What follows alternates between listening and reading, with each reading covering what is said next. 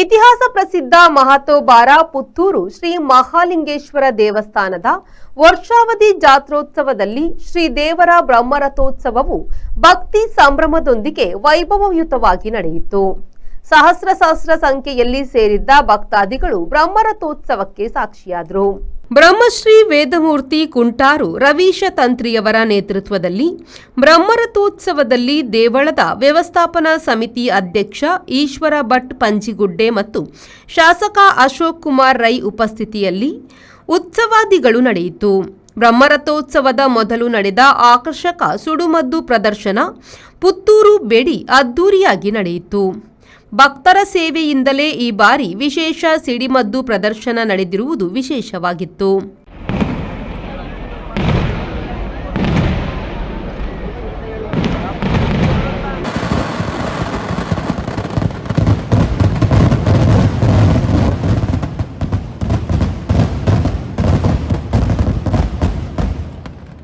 ಕುಂಬ್ಳೆಯ ಅಶ್ರಫ್ ಮತ್ತು ಪಾಲಕ್ಕಾಡ್ನ ಕುಟ್ಟನ್ ಅವರ ನೇತೃತ್ವದಲ್ಲಿ ಸುಡುಮದ್ದು ಪ್ರದರ್ಶನ ನಡೆಯಿತು.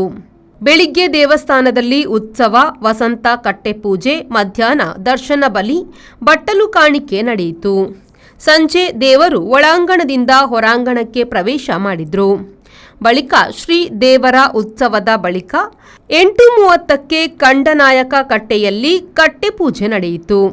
ಬಳಿಕ ಶ್ರೀ ದೇವರಿಗೆ ವಾದ್ಯ ಬ್ಯಾಂಡ್ ಸೇವೆ ನಡೆಯಿತು.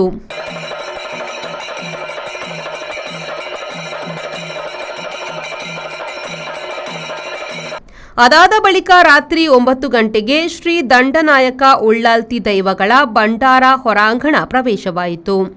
ಈ ಸಂದರ್ಭ ಶ್ರೀದೇವರ ಮತ್ತು ಉಳ್ಳಾಲ್ತಿ ಅಮ್ಮನವರ ಉತ್ಸವ ನಡೆಯಿತು.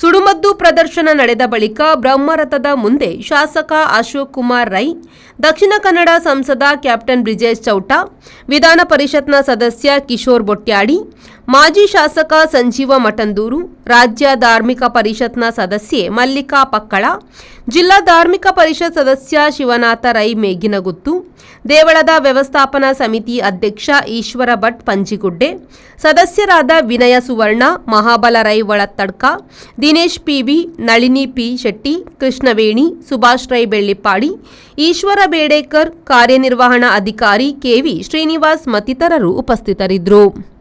ಅನೀಶ್, ವಿ4 ನ್ಯೂಸ್, ಪುತ್ತೂರು.